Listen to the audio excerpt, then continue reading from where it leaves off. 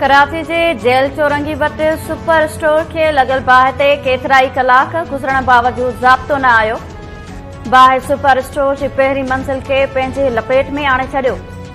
बाहि लॻण सबबि स्टोर में फाथल हिकु ॼणो फोत। बाहि विसाइण जी कोशिश दौरान फायर ब्रिगेड जा 3 मुलाज़िम बि बेहोश, इस्पताल मुंतक़िल। नेवी ऐं फायर ब्रिगेड जूं 15 गाॾियूं ऐं 2 स्नॉर्कल बाहि विसाइण वारनि कोशिशुनि में रुधल। रेंजर्स ऐं पुलिस जा जवान बि रेस्क्यू टीमुनि जी मदद लाइ मौक़े ते मौजूद। इमारत खे रिहाइशनि खां ख़ाली करायो वियो।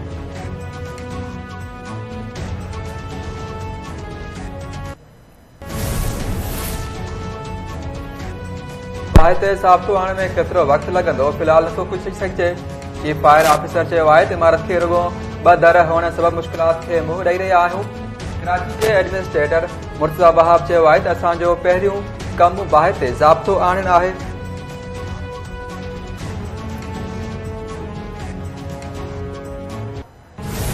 हम सुप्रीम कोर्ट से रूलिंग ले रहे हैं और उसके बाद जैसे ही उनका फैसला आता है उसके बाद मैं अनाउंस करूंगा, फिर हम निकलेंगे। इस बारी बहुत बेहतर प्लानिंग होगी। इस बारी हमारी प्लानिंग कोई ठीक नहीं थी।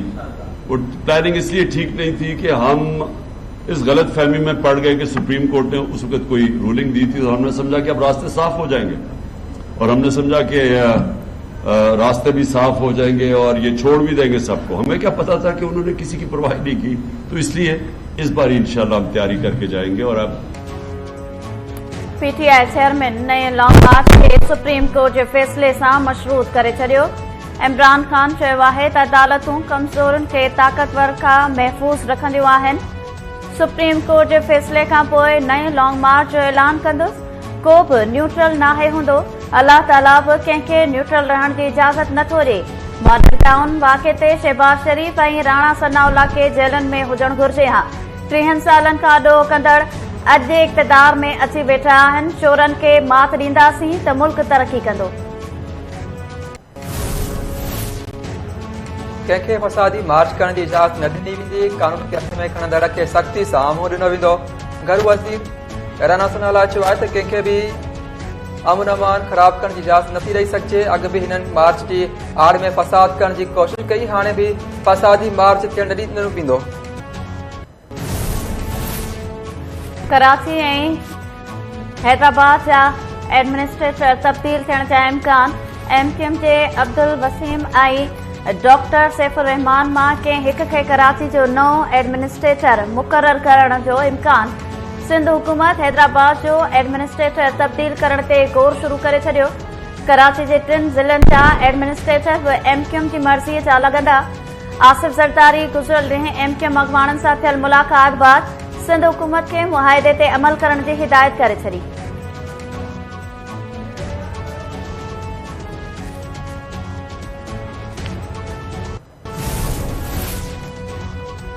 सिंध हुकूमत पारां नए आईजी पुलिस वफ़ाक़ सां मुशावरत जारी। सिंध हुकूमत गुलाम नबी मेमुन खे नओं आईजी सिंध बणाइण जी तजवीज़ ॾेई छॾी। नए आईजी जी मुक़ररी लाइ वक़्ती आईजी तौर कामरान फज़ल कम जारी रखंदी। सिंध हाई कोर्ट कामरान फज़ल खे उहिदे जी चार्ज छॾण जी हुकुम ॾेई छॾियो।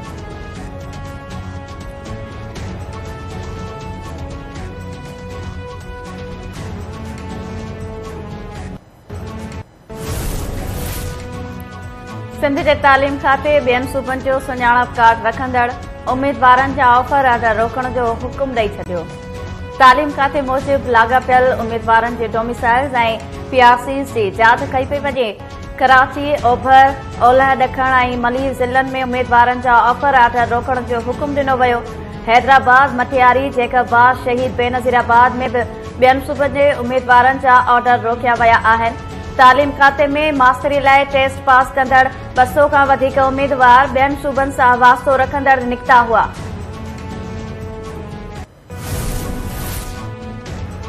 जामछोर जे जाली डोमिसाइल ते टेस्ट ॾेई मास्टर थी नरके वासी इसरार पठान ते फरार जो केस दाख़िल। तालीम खाते पारां सवात वासी इसरार पठान ते जामछोर थाणे ते केस दाख़िल करायो वियो। केस में 420 ऐं 468 जा कलम लॻाया विया। पुलिस केस दाख़िल थियण बाद जवाबदार खे गिरफ़्तार करण लाइ कुझु न कयो। तहरीक इंसाफ लॉन्ग मार्च जी इजाज़त ॾियण लाइ सुप्रीम कोर्ट में दरख़्वास्त दाख़िल कराए छॾी। PTI जे मरकज़ी सेक्रेटरी जनरल असद उमर दरख़्वास्त में मौक़िफ़ इख्तियार कयो त वफ़ाक़ी ऐं पंजाब हुकूमत खे एहतजाज जी इजाज़त जो हुकुम ॾिनो वञे। एहतजाज जे रस्ते में रंडखूं न बीहारियूं वञनि, गिरफ़्तारियुनि खां बि रोकियो वञे। असद उमर चयो आहे त इमरान ख़ान जे हथियार खणी अचण वारे बयान खे ग़लति वरितो वियो। संदसि मक़सदु हो त KP जे वॾे वज़ीर जे मुहाफ़िज़नि वटि हथियार हुआ।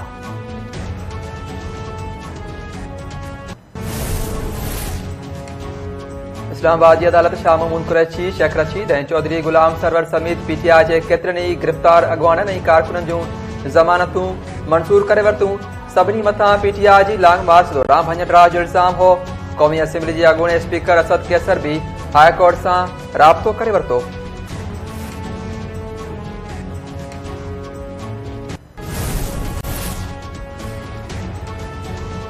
Chief election commissioner Sikandar Sultan Raja चयो आहे त ECP इलेक्शन कराइण लाइ हर वक़्तु तयार आहे।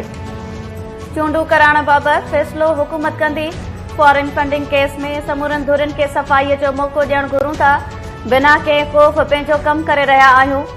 फ़ैसिलनि सां को नाराज़ थिए या राज़ी थिए, असांजो मसइलो नाहे। पंजाब ऐं KP जे मेंबर्स खे हल खणाइण खां पोइ मीडिया सां ॻाल्हाईंदे चीफ इलेक्शन कमिश्नर चयो त क़ौमी असेंबली जे अॻूणे डिप्टी स्पीकर इस्तीफ़ा ॾींदड़ मेंबर्स जो केस इलेक्शन कमीशन खे न मोकिलियो हो।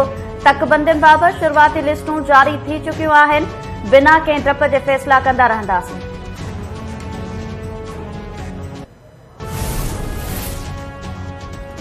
PTI अॻवान फवाद चौधरी हुकूमत सां बैकडोर राब्तनि जो एतिराफ़ करे वरितो।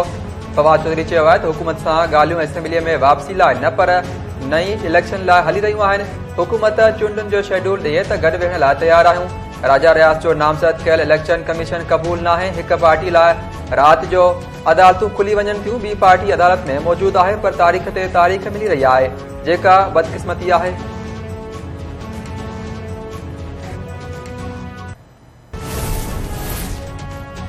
कुछ अकाउंट्स PTI जी ॼाण में न हुआ, जिन खे तस्लीम कयो वियो आहे। फंडिंग में बदइंतज़ामी ऐं बदनज़मी खे बि मञियो वियो आहे। चीफ इलेक्शन कमिश्नर जा फॉरेन फंडिंग केस में रिमार्क्स। केस जी ॿुधणी देर सां शुरू थियण ते चीफ इलेक्शन कमिश्नर PTI जे माली माहिर ते कावड़ जो इज़हार कंदे चयो त हिकु फ़र्द जे करे समूरनि माण्हुनि जो अधु कलाक ज़ाया थियो। PTI जे वकील अनवर मंसूर चयो त कुझु अकाउंट्स अहिड़ा हुआ जिन बाबति PTI खे ख़बर न हुई। ख़बर पवण ते उहे अकाउंट्स बंदि कराया विया।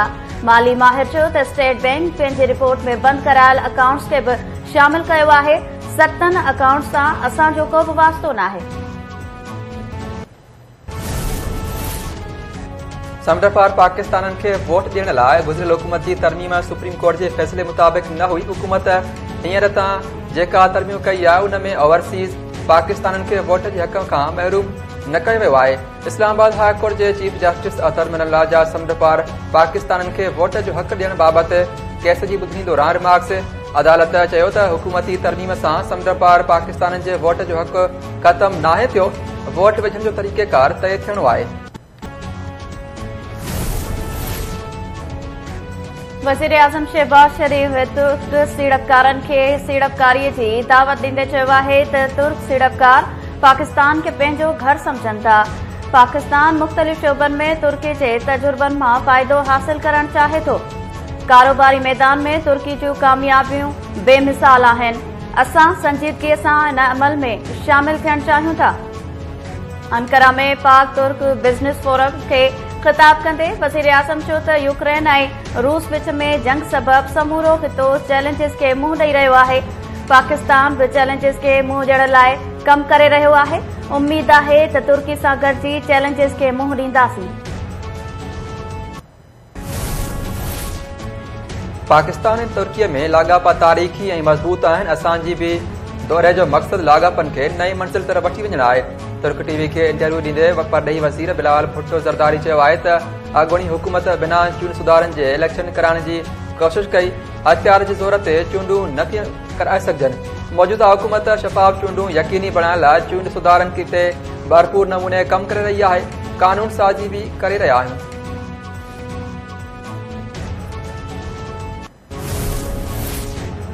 कराची में मुतालबनि जी मञता लाइ एहतजाज कंदड़ उस्तादनि ते पुलिस कड़की पई। 60 खां वधीक गिरफ़्तार। 2018 दौरान भर्ती थियल JEST ऐं HST उस्तादनि प्रेस क्लब पहुची एहतजाज शुरू कयो त पुलिस पहुची वई। उस्तादनि ते वेशियाणो तशद्दुद। अहलकारनि डोड़ाए 60 खां वधीक मास्तरनि खे गिरफ़्तार करे वरितो। उस्तादनि पको करण ऐं इंक्रीमेंट सुधो ॿियनि मुतालबनि जी मञता लाइ अॼु CM हाउस ॾांहुं मार्च जो ऐलान कयो हो।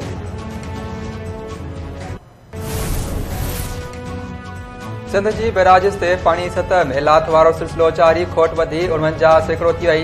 राइस कैनाल खोले 23 क्यूसेक पाणी छॾे वियो। पाणी खोट सबब BS फीडर ऐं रेणी कैनाल अञा बंदि। गुडू बैराज वटि 73%, सखर बैराज वटि 35 ऐं कोटली बैराज वटि 53.8% खोट रिकॉर्ड कई वई।